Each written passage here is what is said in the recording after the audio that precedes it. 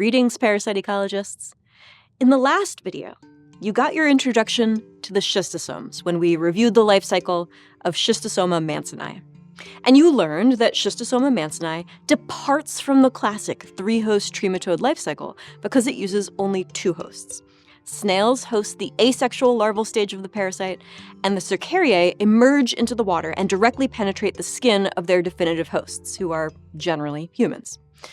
But Schistosoma mansoni is not alone. There's a whole family of trematodes called the family Schistosomatidae that have similar life cycles. Most of the schistosomes infect wildlife, everything from cows to ducks to marine fishes. But in this family, there are three species that are capable of using humans as their definitive hosts. They are Schistosoma mansoni, which causes the disease intestinal schistosomiasis, Schistosoma haematobium, which causes urogenital schistosomiasis, and Schistosoma japonicum, which is even more pathogenic and causes schistosomiasis japonicum, with mainly intestinal and liver symptoms. There are lots of biological details to know about the schistosomes, so please make sure that you've read up on them in our course website, linked in the description below, before you continue on. In this video, I want to build on the biological details and discuss an applied topic, the efforts that have been made to control the transmission of schistosomiasis using ecology. For that, we're going to need to meet Armand Kuris, a professor at the University of California, Santa Barbara, and one of my mentors, actually the person who taught me parasite ecology.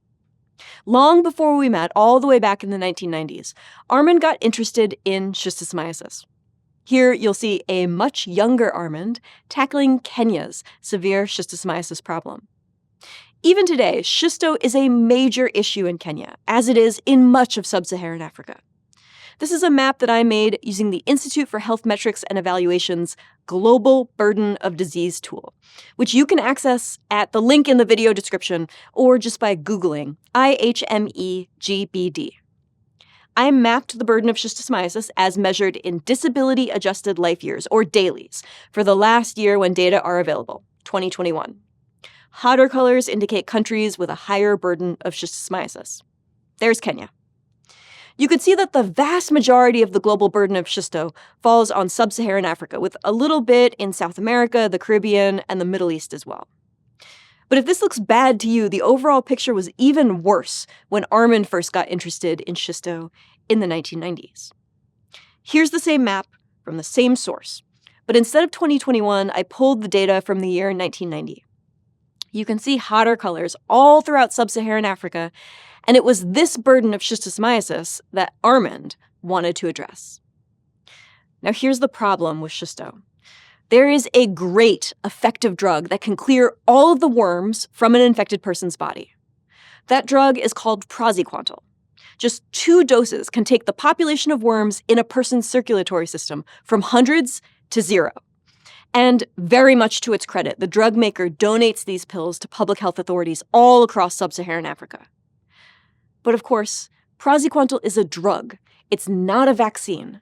So as long as treated people have to go back and bathe in their village pond or river alongside schisto-infected snails, they are going to get reinfected. And that's why you can't sustainably reduce the burden of schisto with drugs alone. Environmental interventions are also needed, either to provide people with clean water so they don't have to swim with snails, or to make the natural water bodies that they are using safer. Now, Armand grew up in the Bronx, but he did his undergraduate degree at Tulane University in New Orleans, where he got really familiar with this creature, the Louisiana red swamp crayfish, Procambarus clarkii. These guys are sometimes called crawfish or crawdads. They're native to the southeastern U.S., and they are really, really delicious. But Armand thought that they could possibly have another use. Because Louisiana crayfish are voracious snail predators, and even though they aren't native to Kenya or any part of Africa, they have already been extensively introduced there, precisely because they are delicious. Where people have sought to set up aquaculture operations for the crayfish, the animals inevitably escape into the environment, and they begin self-sustaining populations. Here's a map of the crayfish's movements around the world.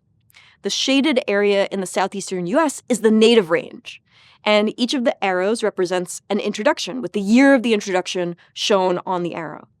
You could see that the crayfish were first brought to Africa in the 1960s. There were a few other introductions into Africa from North America, but once they were in Kenya, they were moved around to a bunch of other parts of the African continent. Here's their global distribution, with the native range in purple and the invaded range in red. And there, again, is Kenya. Knowing from his exposure to them in Louisiana that these crayfish loved eating snails, and knowing that they were already present in Kenya, Armand wondered if it would be possible to use them to control schistosomiasis transmission in Kenya. He teamed up with a Kenyan scientist, Gerald Nkoji, as well as Sam Loker from the University of New Mexico, and a bunch of other collaborators. And together, they set out to see whether Louisiana crayfish could make ponds and rivers safer for the people living there. They believed that this could be successful for a few reasons. First, they noticed that in areas of Kenya where the crayfish had already invaded, they rarely found any of the snails that transmit schisto. Neither the Bulinus species snails that transmit Schistosoma haematobium, nor the Biamphilaria species snails that transmit Schistosoma mansoni. Then they brought snails and crayfish into the lab, and they noticed that the crayfish mowed the snails down. Even though the Louisiana crayfish has never seen a Bulinus or Biamphilaria species snail in its evolutionary history, it didn't matter. A snail's a snail to a Louisiana crayfish, and it eats them very happily, along with their eggs. They caged snails and crayfish together in the field, and the same thing happened. The crayfish demolished the snails. And not only that, the crayfish also ate the aquatic plants that the snails live on. So far, so good. But just because it happens in the lab, just because it happens in a cage in the field, doesn't mean that the same thing will happen in a natural habitat. Tanks and cages leave snails no place to hide. It's possible that the crayfish would be less effective when their prey isn't literally trapped in a cage with them. It's like this. Imagine if I gave you a choice. I can put you in a pen with a tiger, or I can release you into the forest with a tiger. Where do you think you'd have a better shot at surviving? The question now was, if crayfish were in a natural pond or river, would they still be capable of reducing the snail population and thereby protecting people from infection with schistosomiasis? So the team set off. They launched a study in the late 1980s and the early 1990s in rural villages around Nairobi, the capital of Kenya. Here's a map of Kenya from their paper reporting their results. Nairobi is starred, and the A, B, and C sites refer to the 3 pairs of villages where the team worked. In these villages, the primary infectious disease concern was urogenital schistosomiasis caused by Schistosoma haematobium. In these rural villages, school children regularly bathe and play in ponds near their schools, and so that is often where they are exposed to and wind up contracting schistosomiasis. So Armand and the team went out to these villages and talked with children, their parents, and their teachers, told them about the experiment the team wanted to do, and asked who wanted to participate. The researchers gave a presentation about the project, and then they obtained informed consent in the local language, which is, of course, required for any research that scientists do on human subjects. They screened 200 children at each of the schools. Each of these kids received a medical exam from a local physician. They gave each kid a numbered urine cup, and based on these samples, you can probably pick out which of these children is infected with Schistosoma haematobium without even examining the specimen under a microscope. The cup all the way on the left is showing hematuria, blood in the urine. This is a consequence of the buildup of Schistosoma haematobium eggs in the wall of the bladder. The granulomas that accumulate around those eggs compromise bladder function, and they cause blood cells to leak out into the urine. The researchers recorded the kids' names and their cup number, and then they filtered 10 cc's of urine through a screen to see if they could find any schistosome eggs on that screen. Remember, if eggs are showing up in urine, they are most likely Schistosoma haematobium eggs, the cause of urogenital schistosomiasis. Here are the filtering syringes. First, you use the syringe to draw urine up into the barrel, then you attach the filter, and then you push the urine back out through the filter by depressing the plunger. Then you remove that filter, and you place the filter on a microscope slide. Slide 12 is from a child without schistosoma haematobium, while slide 9 is from a child with a substantial number of eggs in their urine, and that's the brown material that you can see on that filter. Each slide was examined under a microscope. The researchers counted up the number of eggs in that 10 cc sample of urine. And here's what slide 9 would look like under the scope. The eggs are football-shaped. If the child had schistosoma eggs in their urine and the parent had provided consent, the researchers enrolled that child in the study. And once they had their enrolled subjects, they could proceed to run their experiment. Here's the experimental design and the researchers' predictions, or the results that they expected to observe. On the x-axis is time, and on the y-axis are the number of eggs per milliliter or cc of urine. At time 0, they began screening children and counting eggs, selecting for the study those schools where most children were infected. They also made sure that those schools didn't already have crayfish in the nearby ponds. Then they randomly assigned some schools to be controls where no crayfish were to be introduced, and other schools were randomly assigned to be experimental schools, which would have crayfish introduced into the nearby ponds by the researchers.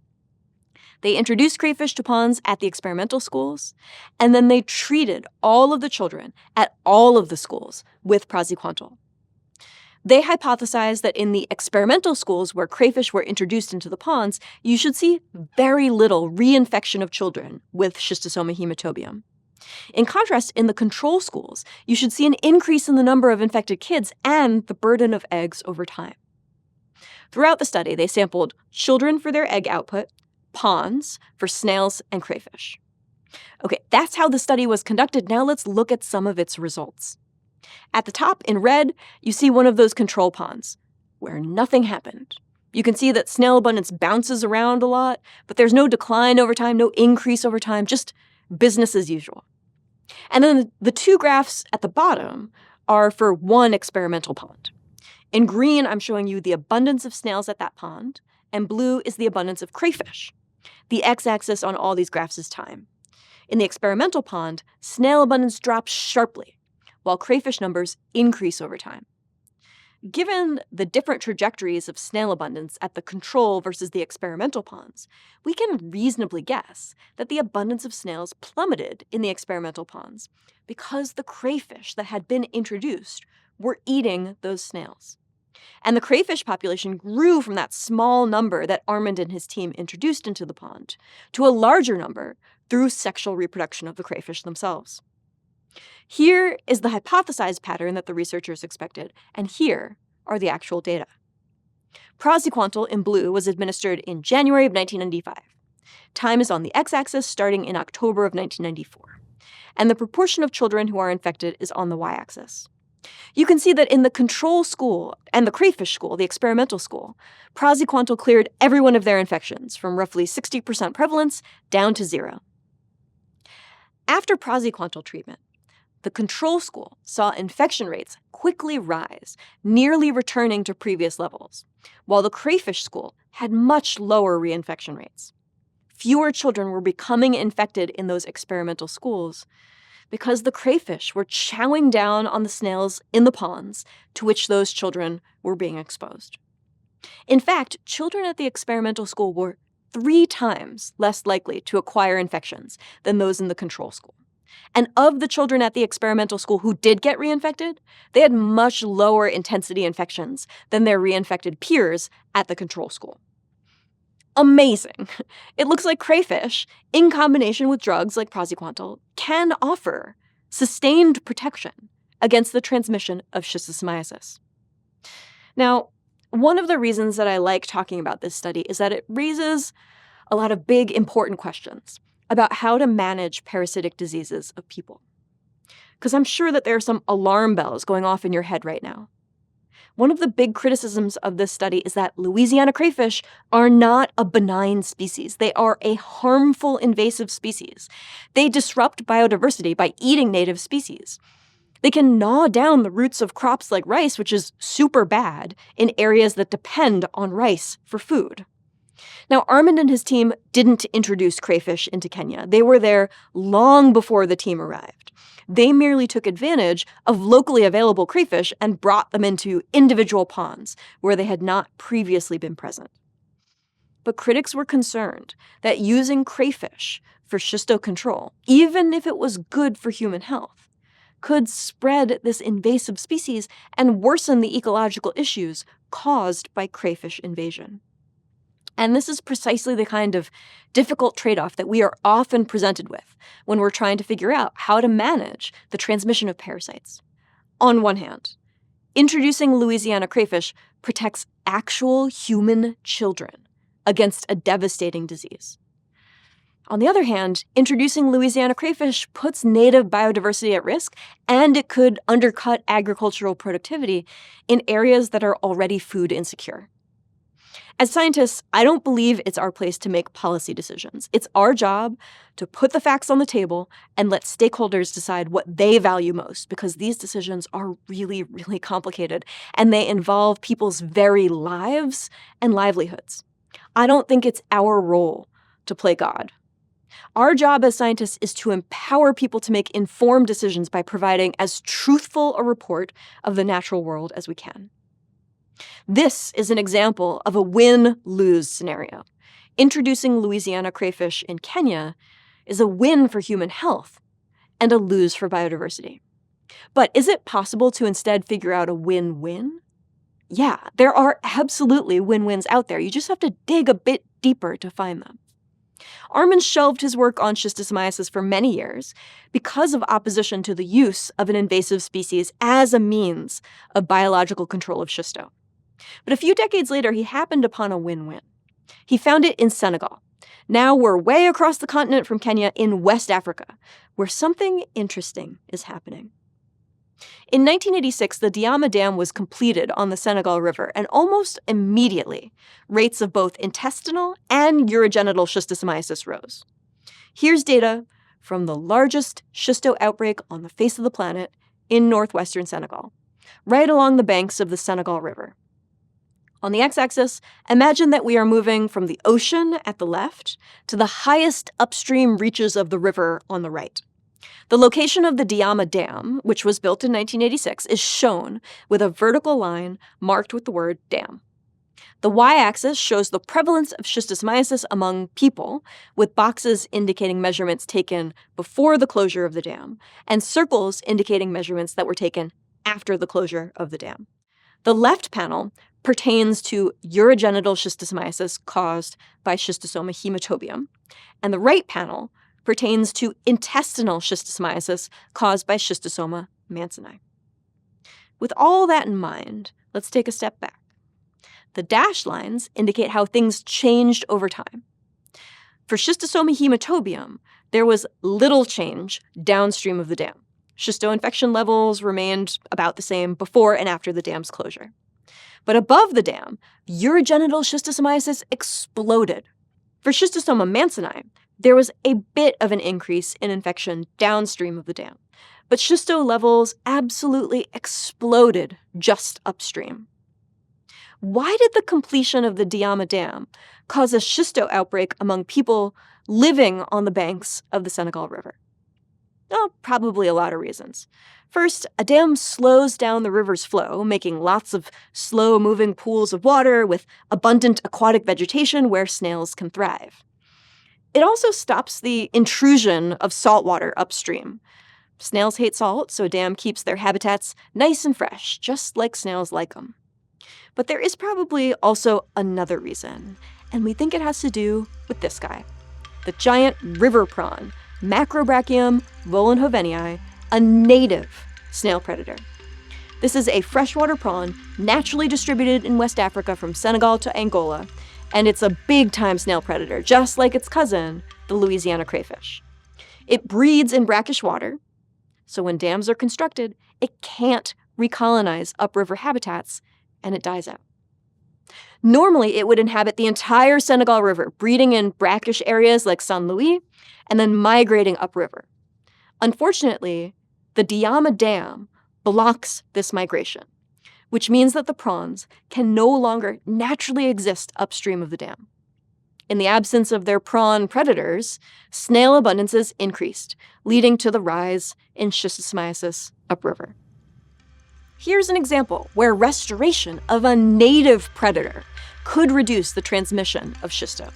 A win-win for human health and ecosystem health, unlike the example of the Louisiana crayfish, which was a win-lose for human health and ecosystem health.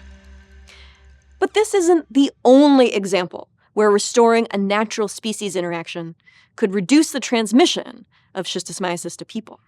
There are lots of snail predators that are now lost from the Senegal River ecosystem and other ecosystems all throughout sub-Saharan Africa, and whose restoration could benefit human health.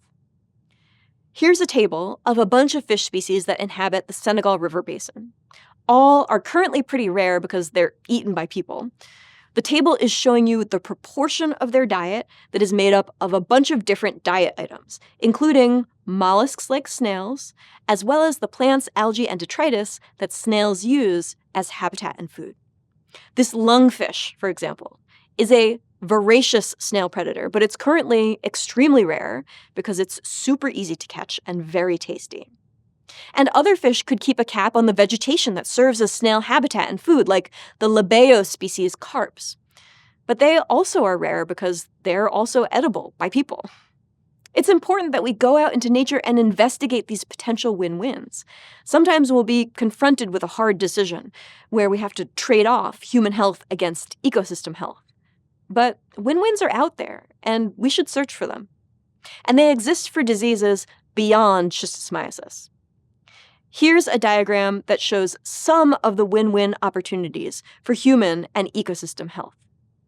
The snail-eating prawns are there for controlling schisto. But there are also fish that eat the mosquito larvae that transmit malaria, dengue, and lots of other vector-borne diseases. The bacteriophages or viruses that kill the cholera bacterium. And the vultures that eat carrion that would otherwise serve as a breeding habitat for the anthrax bacterium. The win-wins are out there. For a lot of the parasites that affect humans, just like schisto, the parasite life cycles happen out in nature, which opens opportunities for creative problem solving and potential win-wins.